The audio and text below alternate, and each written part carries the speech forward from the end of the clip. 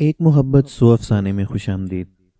پیش خدمت ہے سعادت حسن منٹو کا افسانہ بیمار. عجب بات ہے کہ جب بھی کسی لڑکی یا عورت نے مجھے خط لکھا، بھائی سے مخاطب کیا اور بے ربط تحریر میں اس بات کا ضرور ذکر کیا کہ وہ شدید طور پر علیل ہے، میری تصانیف کی بہت تعریفیں کیں، زمین و آسمان کے قلابے ملا دیے. میری سمجھ میں نہیں آتا تھا کہ یہ لڑکیاں اور عورتیں جو مجھے خط لکھتی ہیں بیمار کیوں ہوتی ہیں. شاید اس لیے کہ میں خود اکثر بیمار رہتا ہوں، یا کوئی اور وجہ ہوگی جو اس کے سوا اور کوئی نہیں ہو سکتی کہ وہ میری ہمدردی چاہتی ہیں. میں ایسی لڑکیوں اور عورتوں کے خطوط کا عموماً جواب نہیں دیا کرتا، لیکن بعض اوقات دے بھی دیا کرتا ہوں، آخر انسان ہوں. خط اگر بہت ہی دردناک ہو تو اس کا جواب دینا انسانی فرائض میں شامل ہو جاتا ہے. پچھلے دنوں مجھے ایک خط موصول ہوا جو کافی لمبا تھا. اس میں بھی ایک خاتون نے، جس کا نام میں ظاہر نہیں کرنا چاہتا، یہ لکھا تھا کہ وہ میری تحریروں کی شیدائی ہے لیکن ایک عرصہ سے بیمار ہے. اس کا خاوند بھی دائم المریض ہے. اس نے اپنا خیال ظاہر کیا تھا کہ جو بیماری اسے لگی ہے اس کے خاوند کی وجہ سے ہے. میں نے اس خط کا جواب نہ دیا، لیکن اس کی طرف سے دوسرا خط آیا جس میں یہ گلا تھا کہ میں نے اس کے پہلے خط کی رسید تک نہ بھیجی.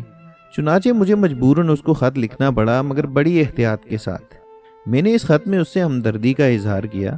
اس نے لکھا تھا کہ وہ اور بھی زیادہ علیل ہو گئی ہے اور مرنے کے بہت قریب ہے. یہ پڑھ کر میں بہت متاثر ہوا تھا. چنانچہ اسی تاثر کے ماتحت میں نے بڑے جذباتی انداز میں اسے یہ خط لکھا اور اس کو سمجھانے کی کوشش کی کہ زندگی زندہ رہنے کے لیے ہے، اس سے مایوس ہو جانا موت ہے، اور اگر تم خود میں اتنی قوت ارادی پیدا کر لو تو بیماری کا نام و نشان تک نہ رہے گا. میں پچھلے دنوں موت کے منہ میں تھا. سب ڈاکٹر جواب دے چکے تھے، لیکن میں نے کبھی موت کا خیال بھی نہیں کیا. نتیجہ اس کا یہ نکلا کہ ڈاکٹر حیرت میں گم ہو کے رہ گئے اور میں ہسپتال سے باہر نکل آیا. میں نے اس کو یہ بھی لکھا کہ قوت ارادی ہی ایک ایسی چیز ہے جو ہر ناممکن چیز کو ممکن بنا دیتی ہے. تم اگر بیمار ہو تو خود کو یقین دلا دو کہ نہیں، تم بیمار نہیں، اچھی بھلی تندرست ہو. میرے اس خط کے جواب میں اس نے جو کچھ لکھا، اس سے میں نے یہ نتیجہ اخذ کیا کہ اس پر میرے وعظ کا کوئی اثر نہیں ہوا. بڑا طویل خط تھا، 5 صفحوں پر مشتمل. اس کی منطق اور اس کا فلسفہ عجیب قسم کا تھا. وہ اس بات پر مصر تھی کہ خدا کو یہ منظور نہیں کہ وہ زیادہ دیر تک اس دنیا میں زندہ رہے. اس کے علاوہ اس نے یہ بھی لکھا تھا کہ میں اپنی تازہ کتابیں اسے بھیجوں. میں نے 2 نئی کتابیں اس کو بھیج دیں. ان کی رسید آ گئی. بہت بہت شکریہ ادا کیا گیا تھا اور میری تعریفیں ہی تعریفیں تھیں. مجھے بڑی کوفت ہوئی. جو کتابیں میں نے اس کو بھیجی تھیں، میری نظر میں ان کی کوئی وقت نہیں تھی، اس لیے کہ وہ صرف ہر روز کچھ کمانے کے لیے لکھی گئی تھی. چنانچہ میں نے اسے لکھا کہ تم نے میری 2 کتابوں کی جو اتنی تعریف کی ہے غلط ہے. یہ کتابیں محض بکواس ہیں. تم میری پرانی کتابیں پڑھو، اس میں تم پوری طرح مجھے جلوہ گر پاؤ گی. میں نے اس خط میں افسانہ نویسی کے فن پر بہت کچھ لکھ دیا تھا. بعد میں مجھے افسوس ہوا کہ میں نے یہ جھک کیوں ماری. اگر لکھنا ہی تھا تو کسی رسالے یا پرچے کے لیے لکھتا. یہ کیا ہے کہ ایک عورت کو جس کے تم صورت آشنا بھی نہیں، اتنا طویل اور پرمغز خط لکھ دیا. بہرحال جب لکھ دیا تھا تو اسے پوسٹ کرنا ہی تھا. اس کا جواب تیسرے روز آ گیا، اب کہ مجھے پیارے بھائی جان سے مخاطب کیا گیا تھا. اس نے میری پرانی تصنیفات منگوا لی تھیں اور وہ انہیں پڑھ رہی تھی، لیکن بیماری روز بروز بڑھ رہی تھی. اس نے مجھ سے پوچھا کہ وہ کسی حکیم کا علاج کیوں نہ کرائے، کیونکہ وہ ڈاکٹروں سے بالکل نا امید ہو چکی تھی. میں نے اسے جواب میں لکھا کہ علاج تم کسی سے بھی کراؤ، خواہ وہ ڈاکٹر ہو یا حکیم، لیکن یاد رکھو سب سے زیادہ اچھا معالج آدمی خود آپ ہوتا ہے.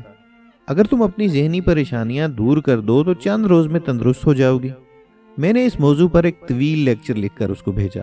1 مہینے کے بعد اس کی رسید پہنچی جس میں یہ لکھا تھا کہ اس نے میری نصیحت پر عمل کیا، لیکن خاطر خواہ نتیجہ برآمد نہیں ہوا، اور یہ کہ وہ مجھ سے ملنے آ رہی ہے. 2-3 روز میں حیدرآباد سے بمبئی پہنچ جائے گی اور چند روز میرے ہاں ٹھہرے گی. میں بہت پریشان ہوا. چھڑا چھٹانگ تھا، مگر ایک فلیٹ میں رہتا تھا جس میں 2 کمرے تھے. میں نے سوچا اگر یہ محترمہ آ گئیں تو میں 1 کمرہ ان کو دے دوں گا، اس میں وہ چند دن گزارنا چاہیں گزار لیں. علاج کا بندوبست بھی ہو جائے گا، اس لیے کہ وہاں ایک بڑا حکیم میرا بڑا مہربان تھا. 6 روز تک آپ یہ سمجھیے کہ میں سولی پر لٹکا رہا. اخبار والے نے دروازے پر دستک دی تو میں یہ سمجھا کہ وہ محترمہ تشریف لے آئی ہیں. باورچی خانے میں نوکر نے اگر کسی برتن پر راکھ ملنا شروع کی تو میرا دل دھک دھک کرنے لگا کہ شاید یہ آواز اس عورت کے سینڈلوں کی ہے. میں ہندو مسلم فسادات کی خبریں پڑھ رہا تھا کہ دروازے پر دستک ہوئی. میں یہ سمجھا کہ دودھ والا ہے. چنانچہ میں نے نوکر کو آواز دی، دیکھو رحیم کون ہے. رحیم چائے بنا رہا تھا. وہ ابلتی ہوئی کیتلی کو وہیں چولہے پر چھوڑ کر باہر نکلا اور دروازہ کھولا. تھوڑی دیر کے بعد وہ میرے کمرے میں آیا اور مجھ سے مخاطب ہو کر کہا، ایک عورت آئی ہے۔ میں حیرت زدہ ہو گیا، عورت؟ جی ہاں، ایک عورت باہر کھڑی ہے، وہ آپ سے ملنا چاہتی ہے۔ میں سمجھ گیا کہ یہ عورت وہی ہوگی بیمار جو مجھے خط لکھتی رہی ہے۔ چنانچہ میں نے رحیم سے کہا کہ اس کو اندر لے آؤ اور بڑے کمرے میں بٹھا دو اور کہہ دو کہ صاحب ابھی آ جائیں گے۔ جی اچھا، یہ کہہ کر رحیم چلا گیا۔ میں نے اخبار ایک طرف رکھ دیا اور سوچنے لگا کہ یہ عورت کس قسم کی ہوگی، دکھ کی ماری ہوئی یا فالج زدہ میرے پاس کیوں آئی ہے؟ نہیں، مجھ سے ملنے آئی ہے، غالباً یہاں کسی طبیب سے اپنا علاج کروانے آئی ہے۔ میں اٹھا اور غسل خانے میں چلا گیا اور وہاں دیر تک نہاتا رہا اور سوچتا رہا کہ یہ عورت جو اس کو اتنے لمبے چوڑے خط لکھتی رہی اور جس کو کوئی خطرناک بیماری چمٹی ہوئی ہے، کس شکل و صورت کی ہوگی۔ بے شمار شکلیں میرے تصور میں آئیں۔ پہلے میں نے سوچا اپاہج ہوگی اور مجھے اس کو کچھ دینا پڑے گا۔ اتفاق کی بات ہے کہ 3 تاریخ تھی جب وہ میرے پاس آئی۔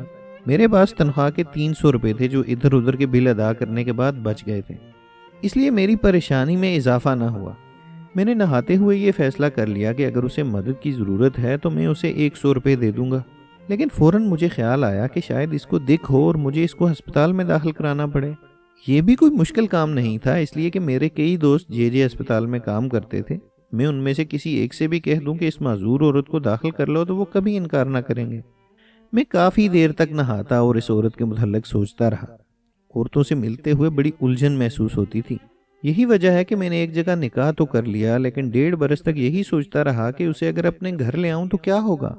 جو ہونا تھا وہ تو خیر ہو ہی جاتا۔ سب سے بڑا مسئلہ جو مجھے پریشان کیے ہوئے تھا یہ تھا کہ جس نے ساری زندگی میں کسی عورت کی قربت حاصل نہیں کی تھی، اپنی بیوی سے کس طرح پیش آتا۔ اب ایک عورت ساتھ والے کمرے میں بیٹھی میرا انتظار کر رہی تھی اور میں ڈونگے پہ ڈونگا بھر کر اپنے بدن پر بیکار ڈال رہا تھا۔ میں اصل میں خود کو اس عورت سے ملاقات کرنے کے لیے تیار کر رہا تھا۔ کافی دیر نہانے کے بعد میں غسل خانے سے باہر نکلا، کمرے میں جا کر کپڑے تبدیل کیے، بالوں میں تیل لگایا، کنگھی کی اور سوچتے سوچتے پلنگ پر لیٹ گیا۔ چند لمحات کے بعد رحیم آیا اور اس نے مجھ سے کہا، وہ عورت پوچھتی ہے کہ آپ کب فارغ ہوں گے۔ میں نے رحیم سے کہا، ان سے کہہ دو بس 5 منٹ میں آتے ہیں، کپڑے تبدیل کر رہے ہیں۔ رحیم جی اچھا کہہ کر چلا گیا۔ میں نے سوچا اب اور زیادہ سوچنا فضول ہے، چلو اس سے مل ہی لیں۔ اتنی خط و کتابت ہوتی رہی ہے اور پھر وہ اتنی دور سے ملنے آئی ہے، بیمار ہے۔ انسانی شرافت کا تقاضا ہے کہ اس کی خاطرداری اور دل جوئی کی جائے۔ میں نے پلنگ پر سے اٹھ کر سلیپر پہنے اور دوسرے کمرے میں جہاں وہ عورت تھی داخل ہوا۔ وہ برقع پہنے تھی، میں سلام کر کے ایک طرف بیٹھ گیا۔ مجھے اس کے برقعے کے سیاہ نقاب میں صرف اس کی ناک دکھائی دی جو کافی تیکھی تھی۔ میں بہت الجھن محسوس کر رہا تھا کہ اس سے کیا کہوں۔ بہرحال میں نے گفتگو کا آغاز کیا۔ مجھے بہت افسوس ہے کہ آپ کو اتنی دیر انتظار کرنا پڑا، دراصل میں اپنی عادت کی وجہ سے۔ اس عورت نے میری بات کاٹ کر کہا، جی کوئی بات نہیں، آپ خواہ مخواہ تکلیف کرتے ہیں، میں تو انتظار کی عادی ہو چکی ہوں۔ میری سمجھ میں کچھ نہ آیا میں کیا کہوں، بس جو لفظ زبان پر آئے اگل دیے۔ آپ کس کا انتظار کرتی رہی ہیں؟ اس نے اپنے چہرے پر نقاب تھوڑی سی اٹھائی، اس لیے کہ وہ اپنے ننھے سے رومال سے اپنے آنسو پوچھنا چاہتی تھی۔ آنسو پوچھنے کے بعد اس نے مجھ سے پوچھا، آپ نے کیا کہا تھا مجھ سے؟ اس کی ٹھوڑی بڑی پیاری تھی جیسے بنارسی آم کی کیسری۔ جب اس کی نقاب اٹھی تھی تو میں نے اس کی ایک جھلک دیکھ لی تھی۔ میں تو اس کے سوال کا جواب نہ دے سکا، اس لیے کہ میں اس کی ٹھوڑی میں گم ہو گیا تھا۔ آخر اسے ہی بولنا پڑا، آپ نے پوچھا تھا تم کس کا انتظار کرتی رہی ہو؟ جواب سننا چاہتے ہیں آپ؟ جی ہاں فرمائیے، لیکن دیکھیے کوئی ایسی بات نہ ہو جس سے کنوتیت کا اظہار ہو۔ اس عورت نے اپنی نقاب الٹ دی۔ مجھے ایسا محسوس ہوا کہ کالی بدلیوں میں چاند نکل آیا ہے۔ اس نے نیچی نگاہوں سے مجھ سے کہا، جانتے ہیں آپ میں کون ہوں؟ میں نے جواب دیا، جی نہیں۔ اس نے کہا، میں آپ کی بیوی ہوں جس سے آپ نے آج سے 1.5 برس پہلے نکاح کیا تھا۔ میں آپ کو لکھتی رہی ہوں کہ میں بیمار ہوں، میں بیمار نہیں ہوں، لیکن اگر آپ نے اسی طرح مجھے انتظار میں رکھا تو یقیناً مر بھی جاؤں گی۔ میں دوسرے روز ہی اس کو گھر لے آیا بڑے ٹھاٹ سے، اور اب میں بہت خوش ہوں۔